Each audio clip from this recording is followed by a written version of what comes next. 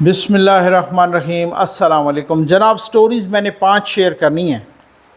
400 पाकिस्तानी जहाँ बहक हो गए। कल कौमी यौम सोग है। क्या ये पीटीआई के लोग थे जो भाग के यूरोप जा रहे थे और वो इदारों को मतलूब थे? इस पे भी बात करनी है। पंजाब के निगरान वज़ीर आला मोहसिन नकवी साहब दुबई क्यों गए हैं? इस पे भी बात करनी है। परवेज़ खटक साहब ने बड़ा फ़ैसला कर लिया है और ये अल्हम्दुलिल्लाह मेरे पास एक्सक्लूसिव स्टोरी है। एक ऐसी स्टोरी जो किसी के पास भी नहीं है, ये आपके साथ शेयर करनी है। और साथ ही अलीम ख़ान साहब यानी आईपीपी इस्तेकाम पाकिस्तान पार्टी के सदर, उन्होंने सलीम साफ़ी साहब को इंटरव्यू दिया और बहुत बड़े इंकशाफात किए हैं। कुछ उस पर भी बात करनी है। लेकिन सबसे पहले बात करनी है, हमने 100 यतीम बच्चों को स्कूल भी भेजना है।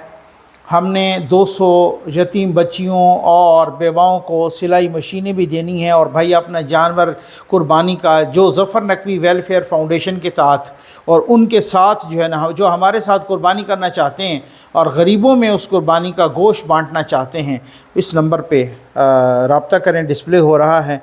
आ जाएँ। सबसे पहले है कि ये 400 पाकिस्तानी वो जहाँ बहक हो गए या उनके जहाँ बहक होने का ख़दशा है, लापता हैं। ये मैं नहीं कह रहा, ये इंटरनेशनल मीडिया कह रहा है। जो यूनान में कश्ती डूबी है, ये गार्डियन अखबार कह रहा है। यूके का बहुत ही मारूफ जरीदा है गार्डियन। वो गार्डियन लिख रहा है कि 400 पाकिस्तानियों के कश्ती पर तकरीबन कोई 750 या इससे भी कुछ ज़्यादा लोग सवार थे, जिनमें से 500 पाकिस्तानी थे और 200 शामी थे और कोई 150 के लगभग मिस्री थे। और 400 पाकिस्तानियों के जाँ बहक होने का खदशे का इजहार किया गया है। और गार्डियन ने यह भी लिखा कि पाकिस्तानियों को जानबूझ के, मैं नहीं कह रहा, ये बरतानवी जरीदा लिख रहा है कि जानबूझ के कश्ती के निचले हिस्से में बिठाया गया। और साथ ये भी अब इंटरनेशनल मीडिया सारा तकरीबन लिख रहा है और वो कह रहे हैं कि वो जो कोस्ट गार्ड्स थे वो यूनान के, उन्होंने जानबूझ के ये कश्ती डबोई है। उन्होंने रस्सी बांधने की कोशिश की है कश्ती के साथ और कश्ती को एक तरह से पीछे धकेलने की कोशिश की है। आके उन्होंने नेगोशिएट भी किया है कश्ती के उस बादबान के साथ भी और मल्लाह के साथ भी, और साथ ही जो है ना लोगों के साथ भी कुछ नेगोशिएट करने की कोशिश की है। अब वो कोस्ट गार्ड्स मान भी रहे हैं कि हमने नेगोशिएट करने के लिए एक छोटी कश्ती से रस्सी बांधी थी उसके साथ, तो रस्सी बांधने का एतराफ़ कर लिया गया है। इसका मतलब है कि उन्होंने कश्ती को जानबूझ के डबोया है। और पाकिस्तानियों पूरे पाकिस्तान में एक सोग की सी फ़ज़ा है। और कश्मीर में बहुत सारे लोग कश्मीर के एक ही गांव के और बाकी यहाँ पंजाब में भी और तकरीबन पूरे पाकिस्तान में ये सारा कुछ। कल यौम सोग भी है, हुकूमत पाकिस्तान ने अनाउंस किया है। और साथ ही वज़ीर आज़म साहब ने 4 रुकनी कमेटी भी बना दी है।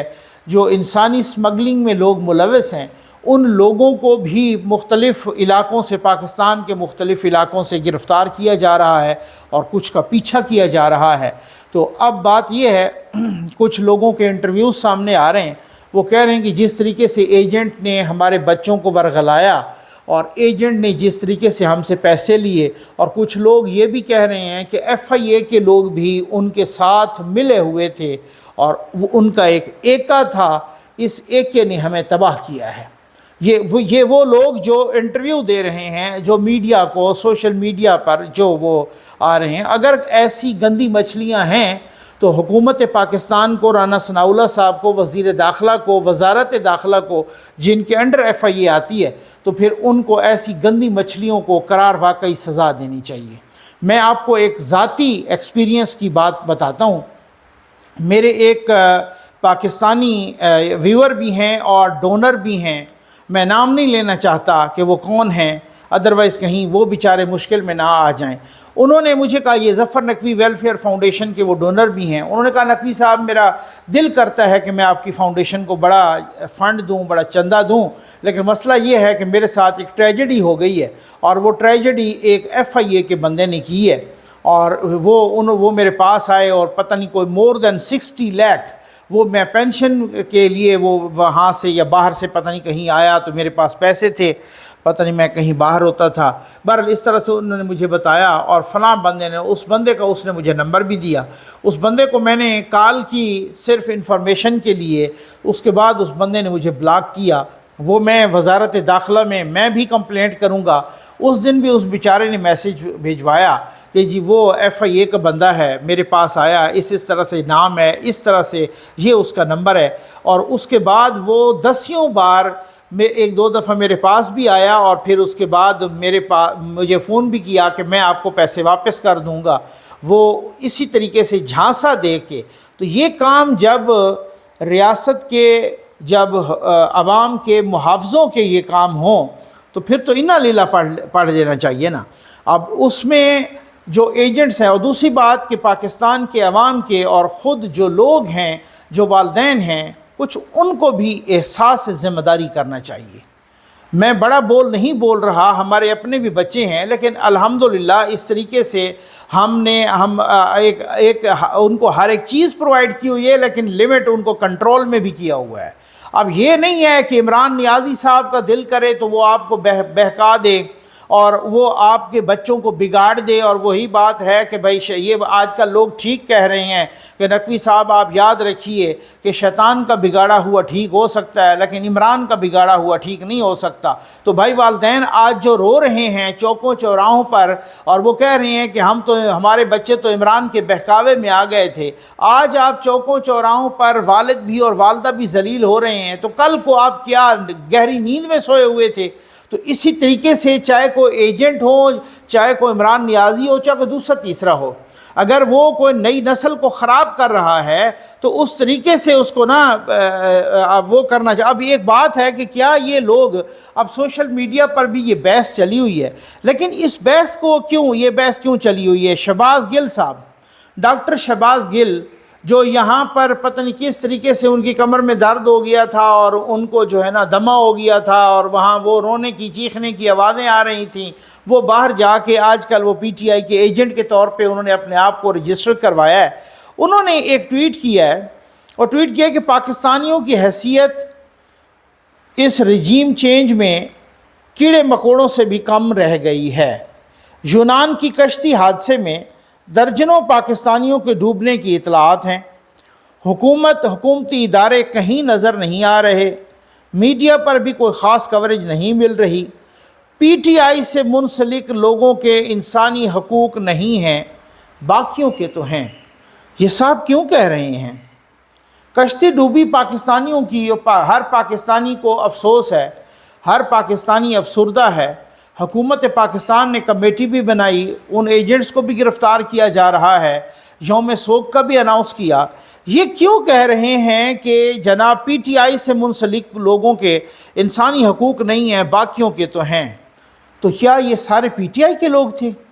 یہ شہباز گل کو کیوں اس طرح سے لگ رہا ہے؟ اب لوگ اس ٹویٹ کو کوٹ کر کے کہہ رہے ہیں کہ یہ جو لوگ جا رہے تھے، یہ لوگ حکومت کو مطلوب تھے، یہ بہت سارے لوگ ان میں سے 9 مئی کے واقعات میں ملوث تھے، ان میں بہت سارے PTI کے لوگ تھے، پنجاب سے بھی، خیبر پختونخوا سے، باقی لوگوں سے، اور یہ یہاں سے بھاگ کے جا رہے تھے۔ شہباز گل نے کچھ ایجنٹس کو کہا تھا کہ ان کو باہر نکالا جائے، اور اسی وجہ سے شہباز گل، میں یہ نہیں کہہ رہا کہ یہ سارا کچھ ٹھیک ہے، لیکن شہباز گل اس الزام کو تقویت دینے کے لیے خود کام کر رہا ہے۔ یہ شہباز گل نے یہ جو ٹویٹ کی ہے، تو کیا یہ سارے PTI کے لوگ تھے؟ شہباز گل کے ٹویٹ سے تو یہ لگ رہا ہے۔ یہ کیا صورتحال ہے؟ مجھے نہیں، میں بالکل نہیں کہوں گا کہ یہی سارے تھے یا کوئی ملوث تھے یا اس طریقے کے، لیکن ایک بات ہے کہ جس طریقے سے پاکستان کے خلاف پروپیگنڈا کیا گیا، جس طریقے سے عمران خان صاحب، عمران خان کی پارٹی نے کہا کہ ادھر تو آپ کا مستقبل ہے ہی نہیں، ادھر تو یہ بالکل تو پاکستان تو تباہ برباد خدا نخواستہ ہو گیا، اور آپ اس کے بعد آپ نکلو یہاں سے، آپ کا کوئی مستقبل نہیں ہے۔ جس طریقے سے پاکستان کو ہر روزانہ کہا جاتا ہے اگلے ہفتے ڈیفالٹ کر جائے گا، جس طریقے سے کہا جاتا ہے آپ کا سرمایہ ڈوب جائے گا، جس طریقے سے پتہ نہیں کیا اس طرح سے اس کو جہنم بنا کے پیش کیا جاتا ہے، تو اسی وجہ سے لوگ نکل رہے تھے۔ تو یہ کچھ تو ہے، دال میں کالا ہے۔ جس طریقے سے شہباز گل نے یہ ٹویٹ کی ہے، کیا یہ سب پی ٹی آئی کے لوگ تھے؟ کیا یہ بھاگ رہے تھے؟ میں کوئی فتویٰ نہیں دے رہا، لیکن میں شہباز گل کے ٹویٹ اور اس کے بعد اس پر آنے والے رد عمل کے بارے میں آپ کو بتا رہا ہوں۔ محسن نقوی صاحب دبئی کیوں گئے ہیں؟ پنجاب کے نگران وزیر اعلیٰ محسن نقوی صاحب دبئی پہنچ گئے، 1-2 دن پہلے پہنچ گئے۔ ان کی وہاں پر زرداری صاحب سے میٹنگ بھی ہو چکی ہے، اور وہ زرداری صاحب کی بظاہر تو یہاں سے یہ کہا کہ جی وہ عیادت کرنے کے لیے گئے ہیں۔ پنجاب کے نگران وزیر اطلاعات عامر میر صاحب، جو حامد میر صاحب کے بھائی ہیں، ان کو نہیں پتا، کہ وہ کہتے ہیں مجھے نہیں پتا کہ ان کی زرداری صاحب سے ملاقات ہوئی ہے یا نہیں ہوئی۔ خیر، اور وہ کیوں گئے ہیں جناب؟ وہ اس لیے گئے ہیں کہ بلاول بھٹو زرداری صاحب سے پنجاب کے پیپلز پارٹی کے عہدیدار ملے چند روز پہلے، اور انہوں نے شکوہ کیا۔ انہوں نے کہا کہ جناب ہمارے تو کام بالکل ہو نہیں رہے، نگران حکومت میں سارے کام نون لیگ کے ہو رہے ہیں، ہمارے بالکل کوئی کام نہیں ہو رہے۔ زرداری صاحب ناراض ہو گئے، محسن نقوی صاحب سے بھی ناراض ہو گئے۔ محسن نقوی صاحب ان کو منانے بھی گئے ہیں، اور وہ تحفظات سننے بھی گئے ہیں، اور وہ وعدہ کرنے بھی گئے ہیں کہ آپ کے تحفظات دور کیے جائیں گے۔ خیر، زرداری صاحب آئے لاہور میں بیٹھے، انہوں نے ملاقاتوں کا سلسلہ شروع کیا۔ زرداری صاحب کے اور پیپلز پارٹی کے بینر لگ گئے پورے لاہور میں، آپ نے دیکھا ہوگا، اور پھر اچانک پتہ لگا کہ ان میں سے اکثر بینر رات کی تاریکی میں اتار لیے گئے۔ پتہ نہیں کس نے اتارے، اب وہ بھی آپ کو اچھی طرح سے پتہ ہے، میں خام خواہ تو کسی کا نہیں کہہ سکتا، لیکن اتارے گئے، اس پہ وہ ناراض تھے۔ جہانگیر ترین صاحب کی پارٹی IPP یعنی استحکام پاکستان پارٹی بنی، اس پہ بھی وہ ناراض۔ نجم سیٹھی صاحب والے ایشو پر بھی، ذکا اشرف والے، اس پر بھی وہ ناراض۔ ابھی تک وہ ان کی دال یہ بھی نہیں گل رہی کہ مجھے پریزیڈنٹ بنایا جائے، پریزیڈنٹ آف پاکستان عارف علوی صاحب کے بعد، اس پہ بھی وہ ناراض ہیں۔ ابھی تک بہت بلاول صاحب نے دھمکی دے ڈالی کل سوات کے جلسے میں وزیر اعظم صاحب کو اور حکومت کو، اپنی ہی حکومت کو، کہ جناب آپ نے سیلاب کے لیے فنڈز تھوڑے رکھے ہیں، اگر آپ نے ایسا نہ کیا فنڈز کو تو پھر اس پہ حکومت مذاکرات بھی کر رہی ہے، ہو سکتا ہے کوئی تھوڑا بہت ریوائز بھی ہو جائے کہ ہم بجٹ کا بائیکاٹ کریں گے، وہ بجٹ پاس نہیں ہونے دیں گے۔ خیر، یہ تو اب ان کا وہ دوسرے بجٹ پاس ہونا تو وہ پھر ہو ہی جائے گا، وہ آپ کو پتہ ہے جس طرح سے پہلے ہوتا تھا۔ تو محسن نقوی صاحب اس لیے گئے ہیں، اب دیکھتے ہیں کہ وہ کیا۔ پرویز خٹک صاحب نے بڑا فیصلہ کر لیا، یہ میں آپ کو ایکسکلوسیو سٹوری بتاؤں گا کہ پرویز خٹک صاحب نے بڑا فیصلہ کیا۔ میں کچھ دنوں سے اس کھوج میں تھا کہ میں نے کہا جی پرویز خٹک صاحب بہت ہی منجھے ہوئے سیاستدان ہیں، انہوں نے وہ نہ تو ابھی تک جہانگیر ترین صاحب کی پارٹی میں کھل کے آئے ہیں، اور نہ انہوں نے اعلان کیا ہے، نہ انہوں نے اپنی پارٹی بنائی ہے۔ انہوں نے عہدہ چھوڑا ہے اپنا صوبائی وزارت کا، اور اس کے بعد وہ صوبائی وزیر علی امین گنڈاپور کو بنا دیا گیا۔ تو اس کے بعد جو ہے نا وہ چپ کر کے بیٹھ گئے، اور ان کے ساتھ بندے بھی بہت ہیں، MNAs بھی ہیں، MPAs بھی ہیں، کچھ سینیٹرز بھی ہیں، ان کا ووٹ بینک بھی ہے، اپنا ووٹ بینک ہے وغیرہ۔ یہ کیا چکر ہے؟ کسی کے ساتھ بھی نہیں جا رہے، کچھ اناؤنس بھی نہیں کر رہے۔ تو اسی کھوج میں میں نے کچھ لوگوں کو، کچھ دوستوں کو اپروچ کیا، اور یقین کیجئے کچھ ایسے دوست جو اس میٹنگ میں بھی موجود تھے، میں پوری ذمہ داری کے ساتھ عرض کر رہا ہوں۔ تو وہاں پر بھی یہی کہ جناب خٹک صاحب کی زیر نگرانی کو میٹنگ ہوئی ہے ان کے اپنے گروپ کی، جن کے گروپ میں کہا جا رہا ہے کہ 25-30 لوگ ہیں جو الیکٹڈ لوگ ہیں، یا سابق الیکٹڈ، مثلا جو الیکٹیبلز، ان کے اپنی بہت پاور ہے، شاید 25-30 سے بھی زیادہ ہوں۔ تو وہ ایک میٹنگ ہوئی، اور اس میٹنگ میں یہ کہا گیا کہ بھائی بات یہ، کیونکہ خٹک صاحب بہت منجھے ہوئے سیاستدان ہیں، کہ بات یہ ہے کہ ابھی تک جو KPK میں یا کہیں پر بھی PTI کی سپورٹ تو موجود ہے، اور وہ کہہ رہے ہیں کہ جناب بات یہ ہے کہ عمران خان نااہل ہو جائے گا، وہ گرفتار بھی ہوگا، نااہل بھی ہوگا، کنوکٹ بھی ہوگا۔ اس دوران جب یہ ایسا ہوا اور کسی اور نے پارٹی سنبھالی، تب ہم کہیں گے کہ یار دیکھیں ہم تو آخر تک ان کے ساتھ کھڑے رہے۔ ذرا میرے الفاظ مارک کیجیے گا، ان کو یاد رکھا کریں تاکہ جو سورس بتانے والا ہوتا ہے ان کی باتیں بھی چیک ہو سکیں، ٹھیک ہے نا؟ اچھا، تو خیر اس کے بعد انہوں نے کہا کہ جی وہ جب کوئی کمان کسی اور کے پاس آئے گی تو پھر ہم کہیں گے کہ جی ہم ان کے ساتھ نہیں کام کرتے، لیکن ووٹرز کو کہیں گے کہ دیکھیں جی جب تک عمران خان صاحب رہے ہیں پارٹی کے سربراہ اتنے تک ہم ساتھ رہے ہیں، لہٰذا آپ ووٹ ہمیں دیں۔ اب سمجھ آ گئی آپ کو؟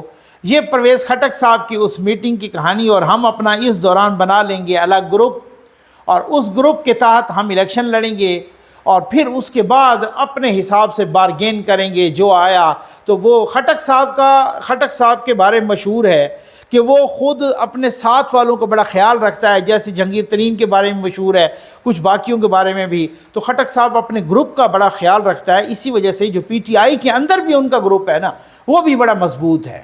وہ بھی اتنا مضبوط گروپ ہے کہ انہوں نے جب یہاں پر محمود خان صاحب کو وزیر اعلیٰ بنایا جا رہا تھا تو خٹک صاحب نے کوئی 45 کے قریب ایم پی ایز کا گروپ اکٹھا کر کے عمران خان کو میسج دیا تھا کہ جی میں لیکن اس وقت آپ کو پتہ ہے فیض یابی جاری تھی، اس وقت خان صاحب جو بھی کہتے تھے اسی طریقے سے وہ ہو جاتا تھا۔ وہ میں علیم خان صاحب کا جو انٹرویو ہے اس پہ میں آتا ہوں۔ خان صاحب پھر آپ کو پتہ ہے کہ خٹک صاحب کو پتہ ہے کہ وہ عزت سے انہوں نے کہا کہ یار میں مان جاؤں ادروائز بڑا مسئلہ ہو جائے گا، تو وہ یہاں آ گئے، اور یہاں پر بھی وزارت داخلہ مانگتے تھے، ان کو وہ بھی نہیں ملی، ان کو وزیر دفاع بنا دیا گیا، تو خٹک صاحب چپ کر گئے۔ اب خٹک صاحب کے پاس بہت بڑی پاور ہے، اور خٹک صاحب یہ کہہ رہے ہیں کہ جناب وہ پھر اس گروپ کی بنیاد پہ ہم آگے پھر بارگین کریں گے تاکہ ہمارا جو ووٹ بینک ہے جو اپنا ہے وہ بھی ضائع نہ ہو، جو پی ٹی آئی والا ہے وہ بھی ہمارے پاس آ جائے۔ اب آپ کو سمجھ آ گئی ہوگی، یہ میری ایکسکلوسیو سٹوری تھی، اور یہ میں نے آپ کو اللہ کو حاضر ناظر جان کے کہا کہ مجھے اس بندے نے بتایا جو اس میٹنگ میں موجود تھا، میں باقی کچھ نہیں بتاؤں گا، ٹھیک ہے نا۔ اب آپ آ جائیں علیم خان صاحب، جو خان صاحب کے بہت بڑے ایک بااعتماد، جن کو علیم خان صاحب اور جہانگیر ترین صاحب کو خان صاحب کی عمران خان کی اے ٹی ایم کہا جاتا تھا۔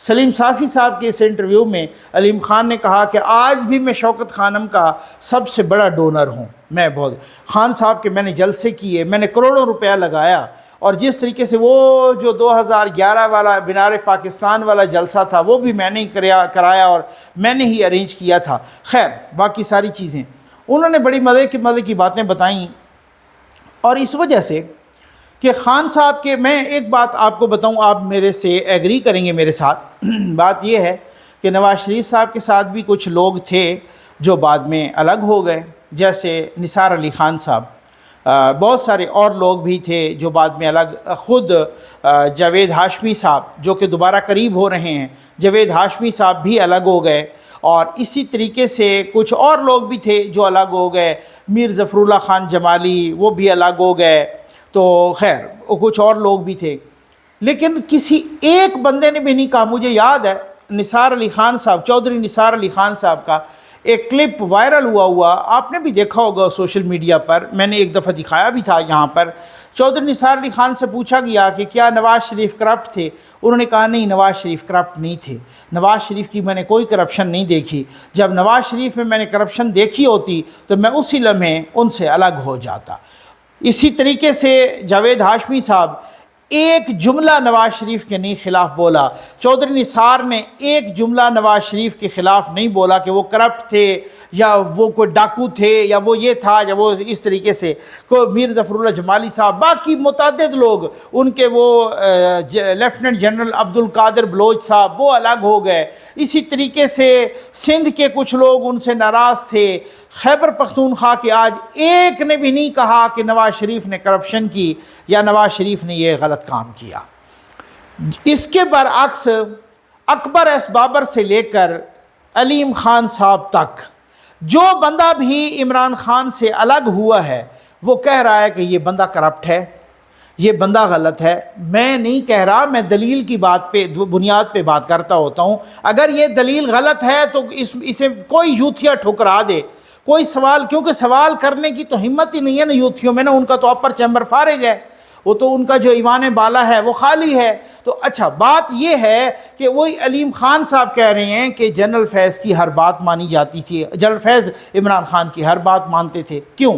اس کی وجہ یہ تھی کہ ان کو بننا تھا، جنرل فیض صاحب کو بننا تھا آرمی چیف، اور وہ ان کو پتہ ہے کہ انہی کی جنبش قلم سے بننا ہے، تو وہ سارا پلان، یہ تو اللہ نے پلان ملیاں میڈ کیا ہے نا، یہ تو وہ تو بنا کے بیٹھے تھے پتہ نہیں 2028 تک، اور 2028 سے آگے پتہ نہیں 2033 تک یا 32 تک، ٹھیک ہو گیا 32-33 تک وہ آگے بنا کے بیٹھے تھے کہ جناب ایک دفعہ بنائیں گے، پھر آپ ایکسٹینشن دیں گے، پھر آپ ایکسٹینشن دیں گے، پھر 2 دفعہ آپ وزیر اعظم بنیں گے، تیسری دفعہ ہم صدارتی نظام لائیں گے، تیسری دفعہ آپ صدر بن جائیں گے۔ یہ آپ دیکھیں نا، جو شیخ چلی والے منصوبے تھے یہ تو پتہ نہیں کتنا آگے جا رہے تھے۔ تو علیم خان صاحب کہتے ہیں، انہوں نے بہت بڑے بڑے انکشافات کیے۔ انہوں نے کہا کہ یہ فرا گوگی، یہ پنکی، یہ جنرل فیض، یہ عمران خان، یہ اعظم خان، یہ ایک گینگ تھا، گینگ پورا،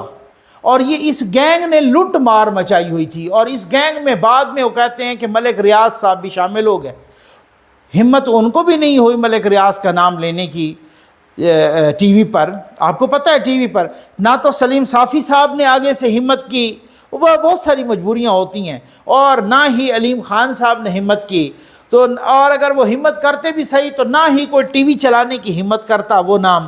تو یہ خواجہ آصف نے کہا ہے کہ یہ نام جو ہے نا کوئی نہیں لیتا ملک ریاض کا نام۔ انہوں نے کہا اس گینگ میں بعد میں وہ بھی شامل ہو گیا، انہوں نے خوب لوٹا پاکستان کو، اور تو اور وہ کہتے ہیں کہ جو سیکٹریز، آپ تو کہتے ہیں نا وہ منسٹر بننا یا کوئی اور بڑی پوسٹ پہ، جو سیکٹریز کے بھی عہدے تبادلے یہ ہوتے نا، ان کی بھی فوٹوز دکھائی جاتی تھیں پنکی پیرنی کو، اور پنکی پیرنی حساب کر کے کہتی کہ یہ اس کو بنا دو، ٹھیک ہے نا، سمجھ آ گئی آپ کو۔ اب بات یہ ہے کہ ان کو حساب کر کے جو کہتی ہیں کہ اس کو بنا دو، ان کو کسی اور نے بتانا تھا کہ آپ اس کا کہہ دیں، کس کو سیکٹری انفارمیشن لگانا ہے، کس کو سیکٹری ایجوکیشن لگانا ہے، کس کو سیکٹری ہیلتھ لگانا ہے، کس کو سیکٹری خزانہ لگانا ہے، کس کو کیا لگانا ہے۔ اسی وجہ سے تو درجنوں کے حساب سے سیکٹری تبدیل ہوتے رہے، ٹھیک ہے نا، کیونکہ اس کی وجہ تبدیلی کی وجہ یہ ہے کہ پھر نئے سے وہ پیسے بٹورتے،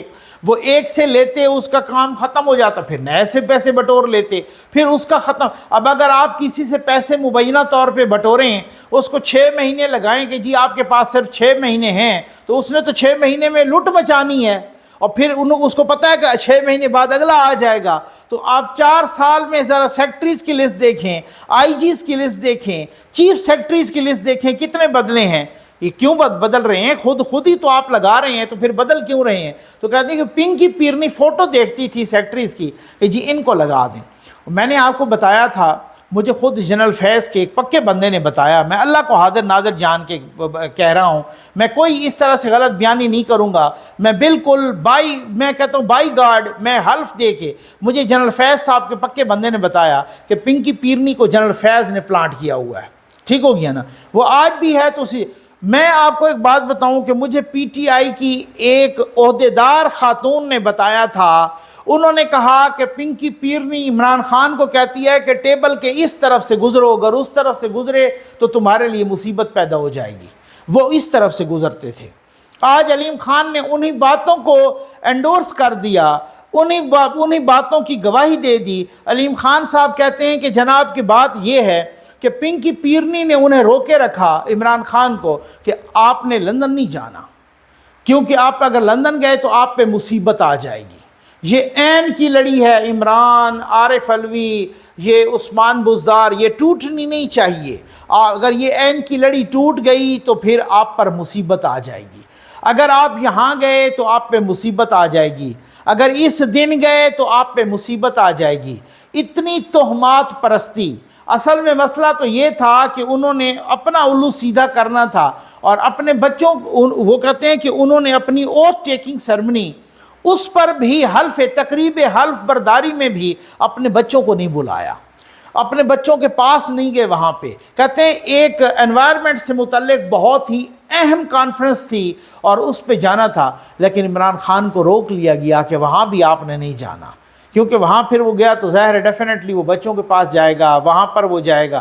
تو پنکی پیرنی نے مکمل کنٹرول چھوڑ دیں، وہ تو چھوٹا لفظ ہے، مکمل شکنجے میں رکھا، عثمان بزدار کو ہٹانے نہیں دیا۔ کہتے ہیں یہ علیم خان صاحب کا آپ نے بھی دیکھا ہوگا، اس انٹرویو میں علیم خان صاحب کہتے ہیں کہ میں نے خان صاحب کو میسیجز کیے، اور وہ میسیجز پڑھ کے سنائے، انہوں نے اپنے موبائل سے واٹس ایپ پہ نکال کے پڑھ کے سنائے۔ اور انہوں نے کہا کہ میں نے میسج کی ہے کہ عمران خان کو کہ عثمان بزدار کرپٹ آدمی ہے. تو انہوں نے کہا کہ آپ کے پاس کوئی کرپشن کی اس کا ثبوت؟ تو میں نے کہا آپ کے پاس سارے ادارے ہیں آپ یہ. تو عمران خان نے آگے سے کہا، وہ میسیجز موجود ہیں، عمران خان نے آگے سے کہا کہ جی آپ کو نہیں پتا کہ بھائی یہ عثمان بزدار میری ساری باتیں مانتا ہے، ان لائک پرویز خٹک پی کے، یعنی پرویز خٹک کو میں جو کہتا تھا وہ نہیں مانتا تھا، عثمان بزدار میری ساری باتیں مانتا ہے. تو بات یہ ہے کہ وہ سارا کچھ جو ہے نا انہوں نے پنکی پیرنی کے کہنے پر کیا ہوا تھا. ادھر سے عثمان بزدار تھوڑی حکومت کر رہا تھا، وہ تو حکومت کر رہے تھے خاور مان کا، وہ تو فرا گوگی، وہ تو ابراہیم مان کا، وہ تو پنکی پیرنی، انہوں نے سارا تماشا بنایا ہوا تھا اور آج پنجاب کو اس نہج پہ آ کے پہنچا دیا. تو میں تو کہتا ہوں کہ یہ جو بیانیہ اور یہ جو تماشا ہے نا، اللہ کرے کہ یہ اس طرح کی میں معذرت کے ساتھ کہوں گا کہ ایسی قوم کہ جو بیانیہ کے پیچھے لگے اور وہ جناب پرفارمنس کو چھوڑ دے، تو پھر تو کل کو کوئی بھی پیپلز پارٹی ہوگی یا نون لیگ ہوگی سچا جھوٹا بیانیہ بنا دے تو پرفارمنس تو پھر ایسی قوم کے مقدر میں ضلالت ہی لکھی ہوگی نا. ایسی قوم کے مقدر میں چیختے کیوں ہو مہنگائی پر؟ پھر قوم چیختی کیوں ہے مہنگائی پر، بے روزگاری پر چیخیں کیوں نکل رہی ہیں؟ آج ان کے ممنون ہونا چاہیے کہ جنہوں نے ایک میرے گورنمنٹ سرونٹ سے بات ہو رہی تھی تو میں نے کہا آپ انصاف سے بتائیے کہ آپ کی تنخواہ کتنی بڑی ہے؟ 30% بڑی ہے، اور آپ اس وقت اگر بالفرض اگر 22 گریڈ کے ہیں تو آپ کی تنخواہ ذرا کیلکولیٹ کر کے. انہوں نے کہا جی میں بالکل مانتا ہوں. اس کی وجہ یہ ہے کہ جتنی مہنگائی بڑھی ہے پچھلے عمران خان کے سارے دور میں اور اس دور تک جتنی مہنگائی بڑھی ہے اتنی ہی انہوں نے تنخواہیں بڑھا دی ہیں. تو پھر بھی اگر اس کے باوجود بھی جو اور وہ پھر بھی آپ جو ہے نا مطلب ہے، اور وہ ڈار صاحب کہتے ہیں کہ ساری پیمنٹس بھی ہم انشاءاللہ کریں گے، اور چائنا نے بھی وعدہ کیا ہوا ہے IMF کے بغیر انہوں نے اتنا کامیاب بجٹ دے دیا ہے. اب ظاہر ایسا تو ہو نہیں سکتا کہ جی 35% یا 30% تنخواہیں بڑھائیں تو وہ تنخواہیں نہ دیں. تنخواہیں تو وہ ڈیلیور کریں گے، وہ 1 جولائی کے بعد جو ہوگا تو جب بجٹ پاس ہو جائے گا تو وہ ڈیفینیٹلی وہ ہوگا. تو پھر آپ کسی کو پرفارمنس کی بنیاد پہ پرکھیں، کسی کو نعروں اور بیانیے کی بنیاد پہ نہ پرکھیں. یہ بیانیہ تب ہوتا ہے کہ جب آپ کے پاس کھانے کے لیے ایسا کو پتہ نہیں پر کیپٹا انکم آپ کا سوئٹزرلینڈ سے امریکہ سے بھی آگے جا رہا ہو، ہر بندہ اتنا خوشحال ہو، پھر آپ کو بیانیے کے پیچھے تب بھی وہ بھی لوگ نہیں جاتے، اندھا دھند پرفارمنس کے پیچھے جاتے ہیں. آپ یہ دیکھیں خان صاحب نے تاریخ کا، ملک کی تاریخ کا سب سے بڑا قرضہ چڑھایا، کیا ہے؟ کوئی پروجیکٹ لگایا؟ کوئی میگا پروجیکٹ لگایا؟ کوئی چیز سستی کی؟ کوئی آپ اس وقت آپ ریشو دیکھیں 2017 اور 2018 اور 2019 کا کمپیریزن کر لیں، 2017 18 2020 21 کا کمپیریزن کر لیں، آپ کو سمجھ لگ جائے گی. امید ہے آپ کو ویڈیو پسند آئی ہوگی. آپ کا بہت بہت شکریہ.